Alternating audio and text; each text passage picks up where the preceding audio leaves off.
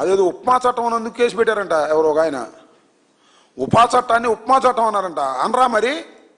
ఉపా చట్టాన్ని ఎక్కడ పెడితే ఎక్కడ కావాలో అక్కడ పెడితే దాన్ని ఉపా చట్టం అంటారు, లేకపోతే ఉప్మా చట్టం అంటారు. చట్నీ లేని ఉప్మా చట్టం అది. రావణ్ అనే వ్యక్తి మీద పెడతారా? పెట్టి ఆయన తీసుకెళ్లి రిమాండ్లో పెడతారా? దాన్ని ఉప్మా చట్టం అంటే మళ్ళా కేసు పెడతారా? బుద్ధి ఉందా? నాకు అర్థం కాలేదు. ఏమండి ఉప్మా చట్టం కాక ఏం చట్టం అది? పలావ్ చట్టమా? నాకు అర్థం కాలేదు. ఏంటిది? చంద్రబాబు నాయుడు గారు పెట్టమంటేనే పెట్టుంటారు, లేకపోతే లోకేష్ పెట్టమంటే పెట్టుంటారు. అంత ఉపా చట్టాన్ని ప్రయోగించవలసిన అవసరం ఉందా? మొట్టమొదటి ప్రయోగిస్తే అది ఓకే. రావణ్ ఏ రోజునైతే మాట్లాడారని వీళ్ళు పెట్టారో ఆ రోజున పెడితే దీనిలో ఏదో ఉందనుకోవచ్చు. ఒక కేసు పెట్టారు, బెయిల్ వచ్చింది. ఇంకో కేసు పెట్టారు, బెయిల్ వచ్చింది. ఇంకో కేసు పెట్టారు, బెయిల్ వచ్చింది. ఇంకో కేసు పెట్టారు, బెయిల్ వస్తుంది. అరే బెయిల్ వస్తుందే, ఈ బెయిల్ రాకుండా చేయాలంటే ఏం చేయాలంటే పైనుంచి దించారు ఉప్మా చట్టాన్ని, అదే ఉపా చట్టాన్ని. అది తీసే లోపల అన్నారు. ఏంది ఇది? అర్థం కావటలా? కామన్ సెన్స్ చోటకి అర్థం కావటలా? అన్ని చోట్ల బెయిల్ వస్తుంది కాబట్టి ఇది పెడదామని పెట్టారు. ఫ్యాక్ట్స్ లేకోకుండా పెట్టినటువంటి చట్టం కాబట్టి అది ఉపా చట్టం అయినా ఉప్మా చట్టం అవబోతుంది రాబోయే కాలంలో, చూసుకోమని కూడా చెబుతున్నా. మా కొడాలి నాని ఉప్మా చట్టం అన్నా అంటే దాన్ని కేసు పెట్టారు. ఎన్నిసార్లు పెట్టుకుంటారు కేసు? నాకు అర్థం కాల. సో ఇంకోటి కూడా చెప్తున్నా, రావణ్కి మీకేం సంబంధం? మీరెందుకు రావణ్తో ఆర్గ్యూ చేస్తున్నారు? చేస్తాం. రావణ్కి మాకేం సంబంధం లేదు. రావణ్ ఐడియాలజీ వేరు, మా ఐడియాలజీ వేరు. నేను ఇంకోటి కూడా చెప్తున్నా, జగన్మోహన్ రెడ్డి గారిని ఎయిర్పోర్ట్ దగ్గర రావణ్కు సంబంధించినటువంటి ఒక టీంలో పనిచేస్తున్నటువంటి ఒక లేడీ వెళ్ళి జగన్మోహన్ రెడ్డి గారిని అడిగింది. ఆమె ఇప్పుడు గమన అనుకుంటా అడిగింది, అయ్యా మమ్మల్ని చంద్రబాబు నాయుడు గారి ప్రభుత్వం దారుణంగా కేసులు పెడుతుంది, అన్యాయంగా పెడుతుంది, అక్రమంగా పెడుతుంది, సార్ మీ సహాయం కావాలంటే అమ్మ నేను లీగల్ ఎయిడ్ ఇస్తానని చెప్పాడు. ఎవరో మాకు తెలియదు, ఆయన తెలియదు. లీగల్ ఎయిడ్ ఇస్తాను, అక్రమంగా అన్యాయంగా పెడితే వీఆర్ గివింగ్ లీగల్ ఎయిడ్ అని చెప్పాడు జగన్మోహన్ రెడ్డి గారు. Yes, we're believing.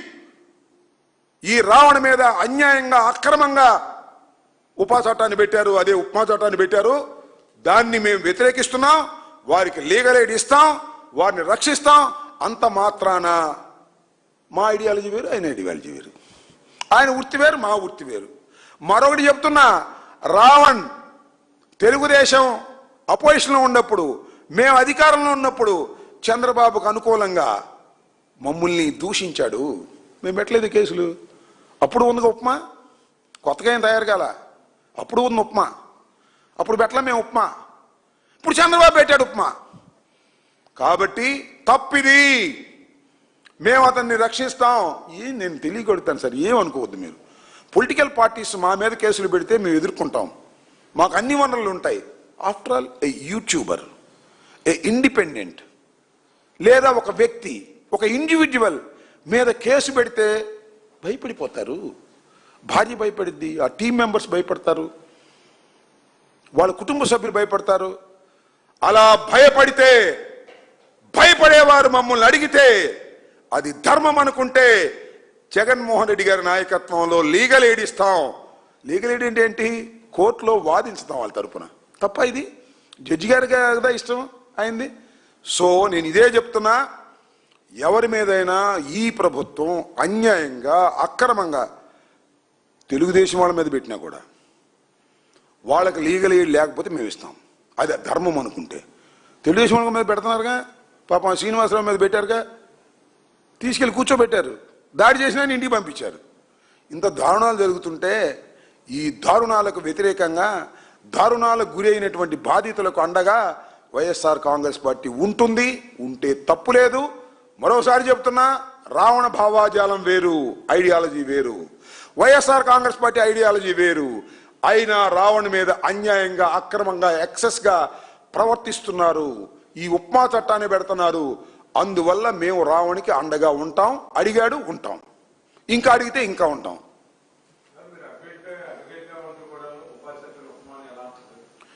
ఏంటండి?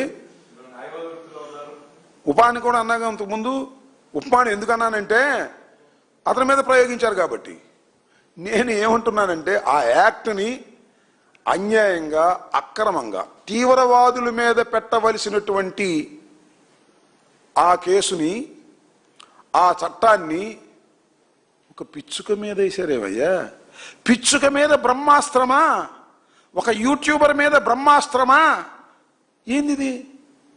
మీరు వేసిన బ్రహ్మాస్త్రాన్ని ఆ పిచ్చుక ఎదుర్కొందనుకో, ఆ పిచ్చుక బ్రహ్మాండమైన శక్తివంతం అవుతుంది అనే విషయాన్ని మర్చిపోతున్నారు మీరు.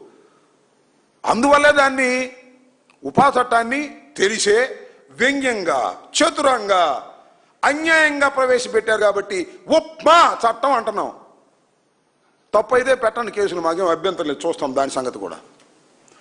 ఉపా చట్టాన్ని ఉప్మా చట్టం అంటే తప్ప ఏమండి అనకూడదా? మీరు ప్రయోగించిన విధానం ఉప్మాలాగా ఉందని చెప్తున్నాం. దాన్ని ప్రజలు అర్థం చేసుకుంటారు, న్యాయ కోవిదులు అర్థం చేసుకుంటారు.